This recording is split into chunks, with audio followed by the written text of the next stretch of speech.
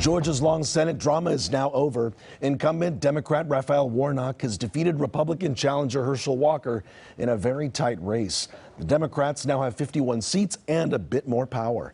KCAL 9 political reporter Tom Wade is here now to explain why there is major implications here for the people of Southern California as well. Absolutely, yeah. One, because what you have here is a Senate that determines federal judges. Right. They have a lot of policy power over things like abortion rights, right? So a lot of implications there. So this is Senator Warnock's second runoff for the seat. So essentially he has run for this seat 4 times in just about 2 years. He first ran for it back in 2020. All right, so let's take a look at the balance of power here. You can see just behind me, this map kind of lays out where things stand. So 51 Democratic seats right now with 49 Republicans. So what this means is that Democrats essentially control things like nominations on a higher level. They won't be able to be stalled by Republicans on procedural issues like on abortion rights or other policy issues, on federal judges, as we just discussed. All right, so let's take a look at some of the results from tonight. You can see how close this race was.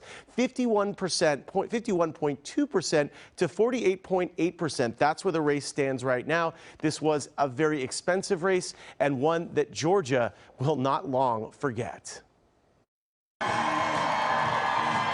Exuberant celebration at Senator Raphael Warnock's election night party. The incumbent senator from Georgia is the projected winner in his state's runoff election. The win gives Democrats a crucial 51-49 majority in the U.S. Senate. It is my honor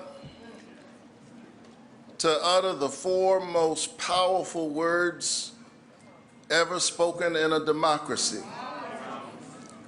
The people have spoken. Senator Warnock defeated his rival, football star Herschel Walker, handpicked by former President Trump. Walker faced an onslaught of accusations that he secretly paid for abortions for multiple women as he campaigned against abortion rights. Walker was also accused of domestic violence. Walker denied all of the accusations. Walker gave a concession speech after the race was called. When they called the race, I said the numbers doesn't look like they're going to add up. But one of the things I want to tell all of you is you never stop dreaming. I don't want any of you to stop believing in America.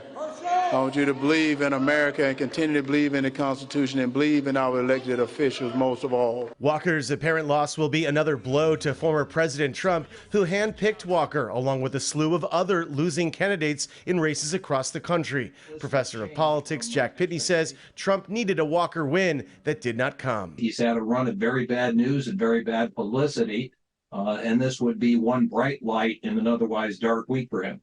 With Democrats gaining 1 seat now, it means Republicans will have fewer tools to stall nominations and may even diminish the power of rogue Democrats. The most important implication is that a 51-49 Senate would give the Democrats some breathing room, and would give a lot less leverage to people like Joe Manchin.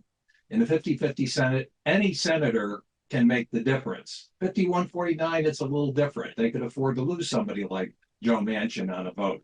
Tuesday night's projected loss for the GOP caps off a disappointing midterm election for Republicans. While the GOP did take control of the House, it was by a very slim majority. And with the results in Georgia, it appears they will now lose a seat in the Senate. Warnock's campaign spent about $170 million on the campaign, according to federal records. That's nearly 3 times as much as Walker's campaign, which spent about $60 million. Juan, back to you. All right, Tom, thanks.